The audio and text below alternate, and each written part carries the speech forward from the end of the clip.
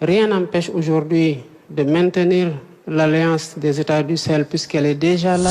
Voir tous les membres de l'Afrique de l'Est participer. Parce que nous voulons vraiment discuter des textes de la CEDEAO, revoir tous les problèmes, mettre tout à table sur la table dans la zone CEDEAO. C'est notre responsabilité. Parce qu'en tant que membre de la CEDEAO, surtout le Sénégal, lorsque nous étions dans l'opposition, nous avions beaucoup décrié le fait que la CEDEAO ait posé ce blocus. La géographie nous impose de rester ensemble comme l'histoire nous y contraint.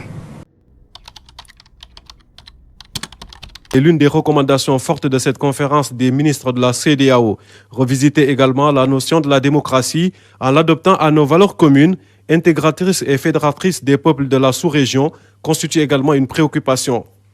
Il y a un sommet que nous préparons, le sommet de la CEDEAO, mais le sommet en fait de l'intégration africaine dans la région. Sommet durant lequel nous souhaitons voir tous les membres de l'Afrique de l'Est participer. Parce que nous voulons vraiment discuter des textes de la CEDEAO, revoir tous les problèmes, mettre tout à table sur la table et revisiter les textes.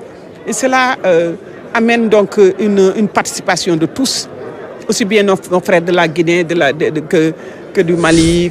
C'est justement tout le sens de sa médiation au nom de la CEDEAO entre l'organisation sous-régionale et l'Alliance des États du Sahel. Rien n'empêche aujourd'hui de maintenir l'alliance des États du Sahel puisqu'elle est déjà là et elle répond à une réalité sécuritaire à laquelle ces pays font particulièrement face. Mais en même temps, cela ne devrait pas, de mon point de vue, expliquer une désintégration de la CEDEAO pour le rôle que cette institution-là a joué dans le rapprochement des peuples, dans la facilitation de la circulation des personnes et des biens. L'Afrique a besoin de parler d'une seule voix pour être entendue, de se concerter pour trouver des solutions endogènes à ces problèmes et aux défis que nous partageons avec le monde, notamment la lutte contre la pauvreté et les défis liés au changement climatique.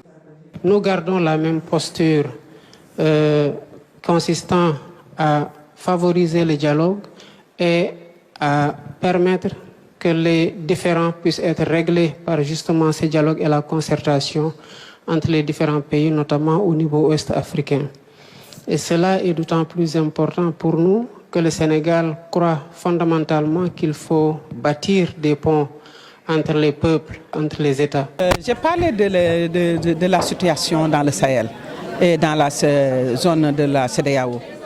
Pour dire que d'abord que notre président a été sélectionné avec le président du Nigeria pour entreprendre une mission de bons offices pour qu'on puisse ramener la paix dans la zone CEDEAO. C'est notre responsabilité parce qu'en tant que membre de la CEDEAO, surtout le Sénégal, lorsque nous étions dans l'opposition, nous avions beaucoup décrié le fait que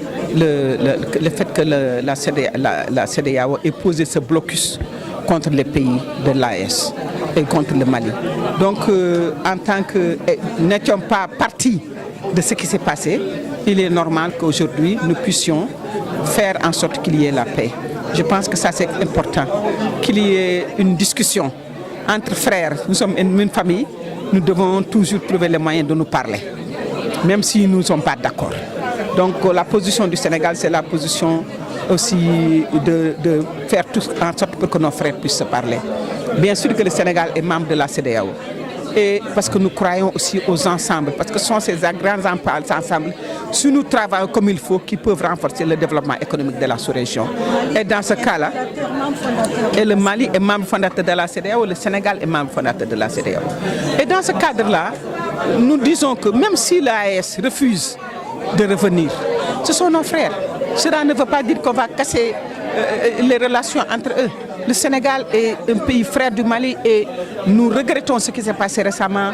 Les attaques terroristes, nous les condamnons, nous présentons nos condoléances au gouvernement malien et aux familles. Et c'est ce que j'ai fait récemment aussi en tant que ministre de l'Intégration africaine et des Affaires étrangères. Je suis venu aujourd'hui à Bamako, porteur d'un message du président Bassirou Diomaye Faye au président Assimi Goïta. Bien entendu, il ne m'appartient pas de dévoiler tout le contenu de ce message.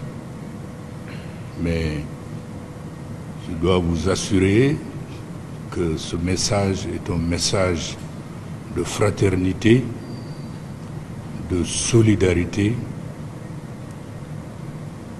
comme il se doit entre le Sénégal et le Mali, deux pays frères. Et on dit souvent qu'un enfant ne choisit pas ses parents, un pays ne choisit pas ses voisins, mais le Sénégal et le Mali, c'est deux peuples en un. Il n'y a pas une seule communauté au Sénégal qui ne soit liée à une autre au Mali et vice-versa. L'histoire millénaire, centenaire, nous a unis. La géographie nous impose de rester ensemble comme l'histoire nous y contraint. Aujourd'hui, l'expression de cette solidarité va à la fois dans le sens pour le Sénégal, son président, son gouvernement et ce qui est l'expression de tout le peuple sénégalais, d'exprimer sa compassion au peuple malien dans cette période d'épreuve. Le terrorisme les menace à son intégrité territoriale. Le Sénégal voudrait exprimer sa solidarité totale au Mali et exprimer sa volonté de continuer,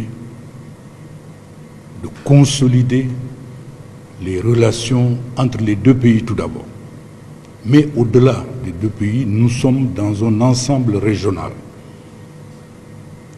avec les défis. Dans un monde avec ces défis.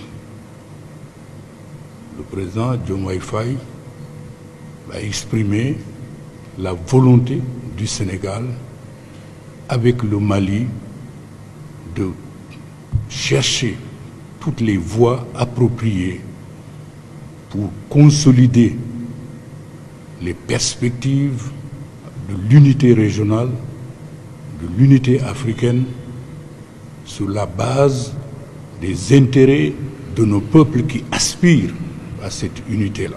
Burkina Faso, porteur d'un message du président Diomaye Faye, dont je suis l'envoyé spécial. Ce message porte sur l'expression de la solidarité du président Diomaye Faye, de son gouvernement et du peuple sénégalais à l'égard du peuple du Burkina Faso dans des circonstances actuelles marquées par des attaques terroristes répétées qui ont conduit à des pertes en vies humaines, à des dégradations matérielles énormes, d'ailleurs depuis quelques années déjà. Le président Diomaye Faye a exprimé sa solidarité, sa compassion avec le président Ibrahima Traoré, avec son gouvernement, le peuple burkinabé et les familles de toutes les victimes de ces attaques terroristes. Naturellement, au-delà de cela, comme vous le savez, nous appartenons, le Sénégal et le Burkina, à un espace qui connaît des défis énormes dans la période historique que nous vivons.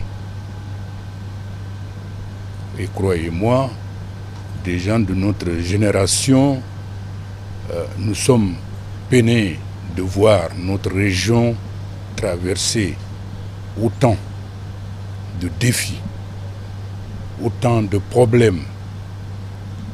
Les peuples de notre région aspirent depuis très longtemps à l'unité,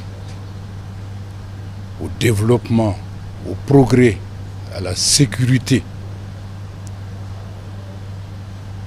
Et lorsqu'on voit le spectacle aujourd'hui de ce qui se passe dans cette région, nous sommes profondément affligés.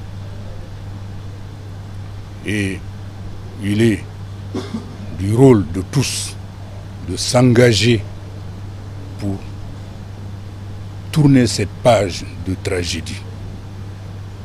Et cette page de tragédie, nous ne pouvons la tourner que dans des conditions de l'unité, de la solidarité.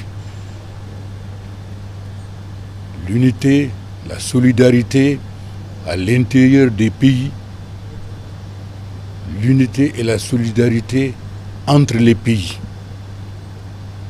Il n'y a pas un autre avenir pour nous que cette marche vers le progrès, ce désir d'émancipation des peuples africains.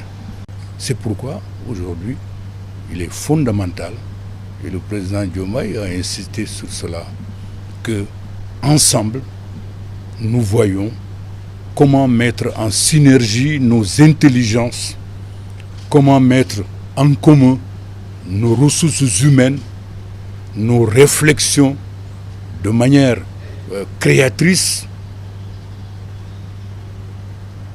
pour ouvrir une nouvelle période de relations, des relations qualitatives, apaisées à l'intérieur des pays, entre les pays. Et c'est ce qui m'amène ici aujourd'hui. Et je dois dire que j'ai bénéficié d'une écoute attentive et d'une disponibilité de la part du président du Faso. L'AES aussi, c'est une initiative importante.